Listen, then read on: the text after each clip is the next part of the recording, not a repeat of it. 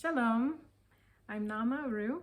This is my husband, Rabbi David Rue, and we're talking about what I've been really needing to know more about, how to handle my private garden during the Shmita year. We finally reached that subject. Or one aspect of it. Okay. So we've been talking about the rules of Hefker, that things are ownerless, and exactly what is ownerless has not been completely clear, and whether we have to declare it ownerless or God makes it ownerless. So the question is can I lock up my backyard, or do I have to allow free access to anyone anytime they want? There's a Mishnah in Nadarim that reads, Hamudar Hanami Chavero, the one that makes a vow not to have any benefit from another person, Lifnei Shavis, before the Shmita year, or any time that's not the Shmita year, Lo Yored Letoch Sadehu, Veinu Ochel Min Notos. He cannot enter the person's field, and he can't eat even those things, say a tree leans out to outside of the field, which normally anyone could take from. Ubeshvis, Einu Yored Letoch Sadeh, and on the Shmita year, he can't go in the field, aval ochel hu min hanotos, but he can eat from those things from the trees that lean out of the field. Nether himenu ma'achal, lifnei shvis, yored letoch sedehu ve'enu ochel. He says he won't eat anything of his friends. Then before the Shmita year, he can go into the field, but he can't eat anything there. Ochel min Paris. Ubeshvis yored vochel, and in the Shmita year he can go in and eat. So the Gemara on that Mishnah asks a question. Maishna de ochel min hanotos. Why does it teach that we can eat from the fruit that leans out of the field? What's the difference between this fruit and any other fruit? De pire de hefkera inun, aranami hefkera. If the fruit is ownerless, the land is also ownerless. So if the land's ownerless, why can't he go into it? Amar ula ba'omdin ilanos al gvulin. We're talking about trees that are on the border, meaning at the edge of the field, so he can take from them. But apparently Ula is feeling that he can't enter the field because it's actually prohibited. Shimon ben Eliakim Omer, Shimon ben Eliakim says, Gzera Shema yishhe be'amida.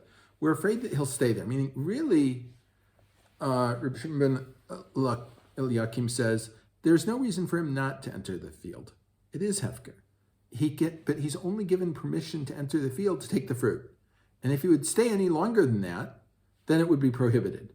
So because of that, apparently, Reb Shimon ben Eliakim holds there's a rabbinic decree, there's a rabbinic problem with him staying there, or entering at all, because there's a Torah problem with him staying there longer than it would take him to harvest the fruit. Now, Nadarim doesn't have Tosfos like appears in most Masechtas, that there's a commentary of Tosfos on the Gemara, and there Tosfos explains,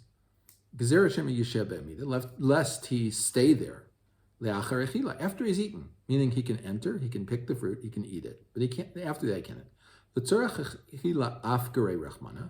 For the needs of eating, the Torah declares it ownerless. But if it's not for the needs of eating, it's not ownerless, and he couldn't enter. And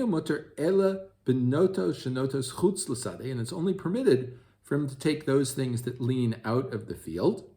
And he can't enter the field at all.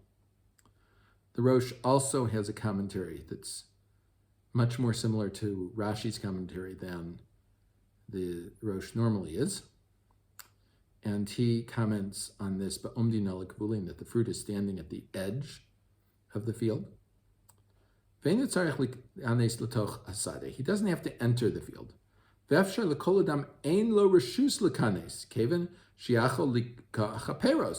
And the person doesn't have permission to enter because he can take the fruit from here.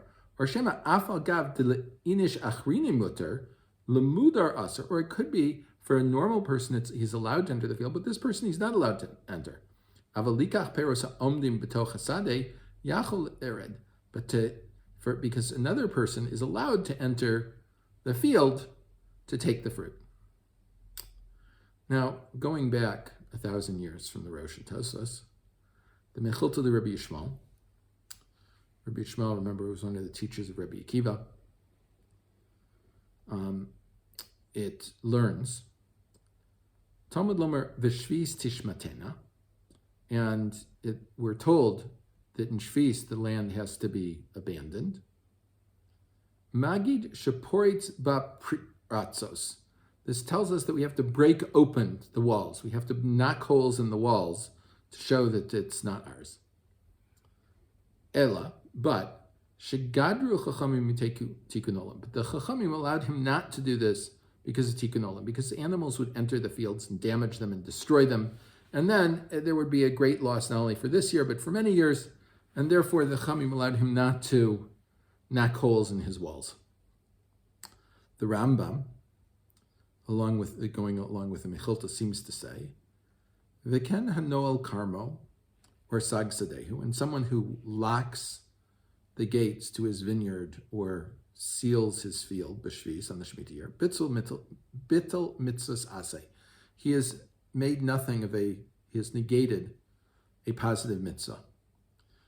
V'kenim asaf kol peros l'toch beiso, and so too if he gathers all the fruit of the field into his house, ela yafkir hakol v'yad hakol shavin, but he has to declare it all ownerless, and everyone's hand in this is ownerless. Now, the problem with this is we still don't have an answer. Is the fruit ownerless and people have the right to enter it, to get the fruit? Or is the land ownerless? Can I just throw in there, what if there are children playing in that field? Or what if we have guests that are bathing, like they created a private section, and they're using the space in a private sense with a feeling of privacy? Well, the Chazon Ish dealt with this, and he says, he's quoted in the Torah, in the Sefer Derech Hamuna, by one of his Talmidim in the section on Shmita and Yovel, saying as follows: Shemanu b'shem Maran, we have heard in the name of the Chazon Ish, Shebimkom hatzorech, that when it's necessary, muter lo linol delis, you can lock the door to your yard or to your field. V'lichtov sham itka, and you can write there a note. Wrote say litol yachal lekabel hamaftech b'bayit, and anyone that wants to enter to take fruit can go knock on the door of the house, and he'll receive the key to be able to enter. Ve'af al gav shegorim lo torach yisera, even though it's causing the person that wants to claim the fruit more work. He's got to do extra stuff. He should be. According to the Torah law, right, as the Mechilta learns it, there should really be. You should open up the gates and all the wall, knock down holes in it, so anyone could come in at any time. Full access. But then the animals would destroy it, and this would be a problem. And so therefore, we said you're allowed to keep them closed, but you can only do this in a way that people can still get it. The fruit, that they can still get the fruit. You can create a way of having privacy and making the fruit full access.